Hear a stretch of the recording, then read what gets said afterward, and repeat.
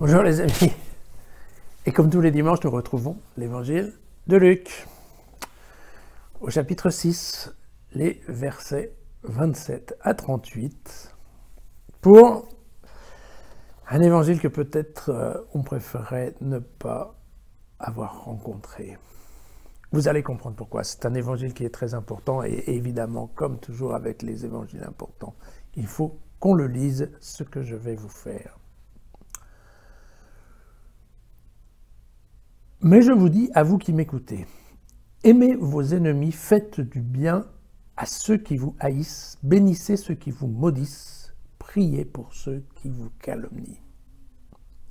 À qui te frappe sur une joue, présente encore l'autre. À qui te prend ton manteau, ne refuse pas non plus ta tunique. À quiconque te demande, donne. Et à qui te prend ton bien, ne le réclame pas. Comme vous voulez que les hommes agissent envers vous, agissez de même envers eux. Si vous aimez ceux qui vous aiment, quelle reconnaissance vous en a-t-on? Car les pécheurs aussi aiment ceux qui les aiment. Et si vous faites du bien à ceux qui vous en font, quelle reconnaissance vous en a-t-on? Les pécheurs eux-mêmes en font autant. Et si vous prêtez à ceux dont vous espérez qu'ils vous rendent, quelle reconnaissance vous en a-t-on? Même les pécheurs prêtent aux pécheurs pour qu'on leur rende l'équivalent. Mais aimez vos ennemis, faites du bien et prêtez sans rien espérer en retour. Alors votre récompense sera grande. Et vous serez les fils du Très-Haut, car il est bon, lui, pour les ingrats et les méchants. Soyez généreux comme votre Père est généreux, ne vous posez pas en juge et vous ne serez pas jugés. Ne condamnez pas et vous ne serez pas condamnés. Acquittez et vous serez acquittés. Donnez et on vous donnera. C'est une bonne mesure, tassée, secouée, débordante, qu'on vous versera dans le pan de votre vêtement, car c'est la mesure dont vous vous servez qui servira aussi de mesure pour vous. Et voilà. Ah, c'est un texte qui est difficile. Il n'est pas facile à entendre, il est encore plus difficile à mettre en pratique, ça va de soi. Et pourtant, il s'agit bien là de la règle de la foi chrétienne.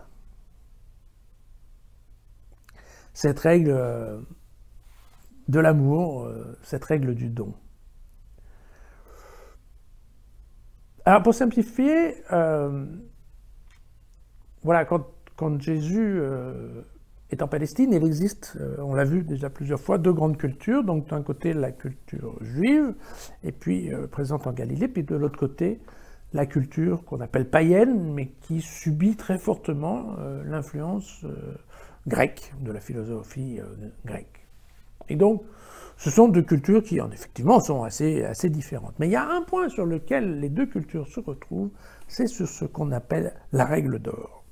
La règle d'or, c'est ce fameux passage qui dit « Ce que vous souhaitez que les autres ne vous fassent pas, alors ne le faites pas aux autres. » D'accord?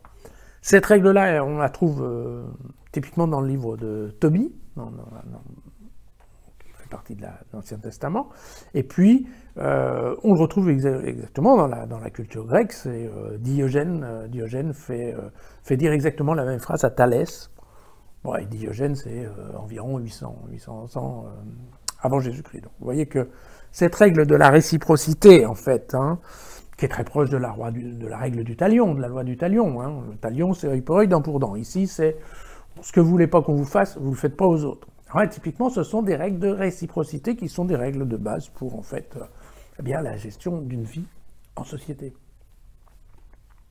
Alors, là, très clairement, la loi de l'amour de Jésus, c'est tout d'abord aimer, mais ensuite faites du bien, dites du bien et priez pour les autres. Et c'est ça la réponse au verbe, effectivement, haïr, maudire, injurier.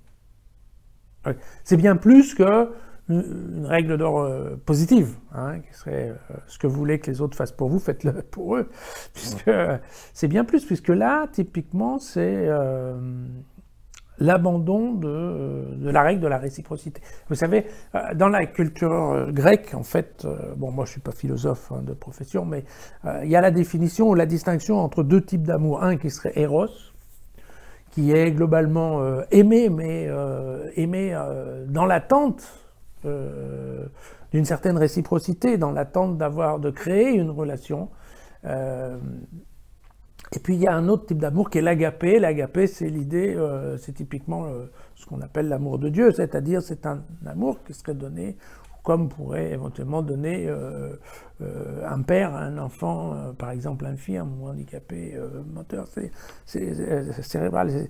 C'est donner sans avoir l'espoir même d'un retour, en termes affectifs. Donc c'est vraiment de l'amour complètement désintéressé.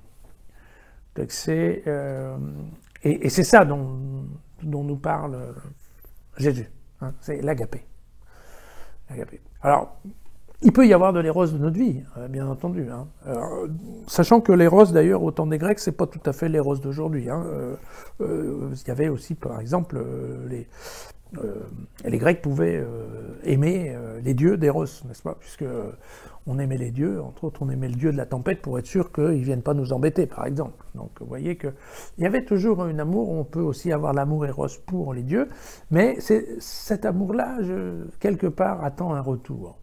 Ce n'est pas un amour désintéressé. Agapé, oui, ça c'est un amour désintéressé, c'est celui-ci dont Jésus nous parle.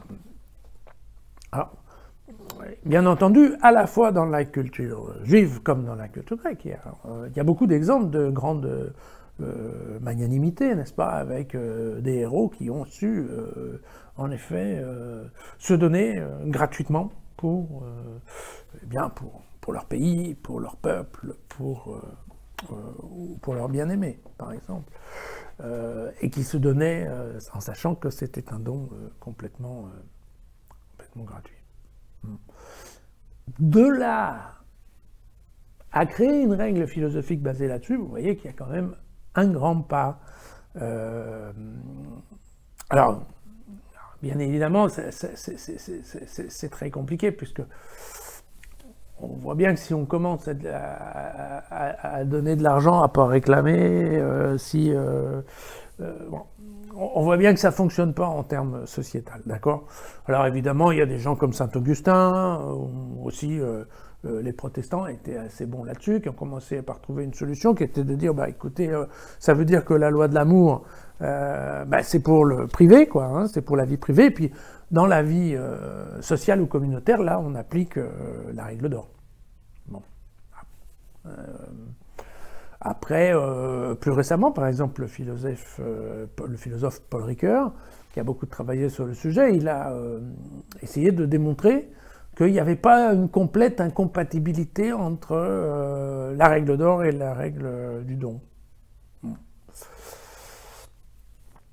Mais ce sont des textes qui sont un peu compliqués à suivre.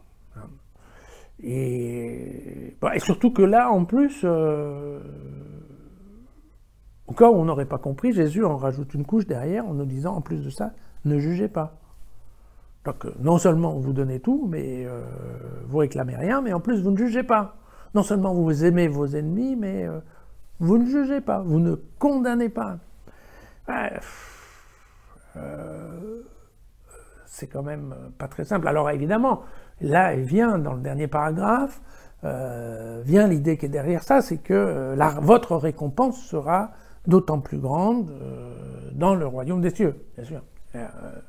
Donc vous occupez pas de la réciprocité entre les uns et les autres, parce que de toute façon, Dieu est là-haut, qui voit ce qui se passe et qui va vous rendre au centuple, au moins, votre bonté et votre générosité. Donc, mais bon, vous voyez que c'est le genre d'évangile qui est vraiment dérangeant, je crois, pour tout le monde, hein, et y compris, voire surtout pour des chrétiens qui se réclament d'être des disciples des disciples de Jésus. Pour terminer, je voulais juste vous raconter une petite anecdote à propos d'un rabbin qui s'appelait Hillel le Sage, qui est né environ en 60 avant Jésus-Christ et qui était un des grands rabbins qui a connu le monde juif, un grand spécialiste de la Torah et des textes anciens. Et on raconte qu'un des élèves est allé le voir, il s'est mis en fait en équilibre sur une jambe et il a dit au rabbin Hillel, écoutez, si vous voulez que je croie dans tout ça, il faut que vous arriviez à me résumer la Torah assez vite pour que j'ai tout compris avant de ne tomber. Et c'est là où le rabbin Hillel aurait répondu la règle d'or, donc en disant ce que tu ne veux pas que les autres te font, ne le fais pas aux autres. Et Hillel a rajouté, voilà, c'est le résumé de toute la Torah. Tout le reste n'est que petite conversation. Et ce que des fois on oublie, c'est que derrière, Hillel lui a dit ok, va et étudie. Certes, étudie. Aujourd'hui, c'est pas facile d'étudier. À demain.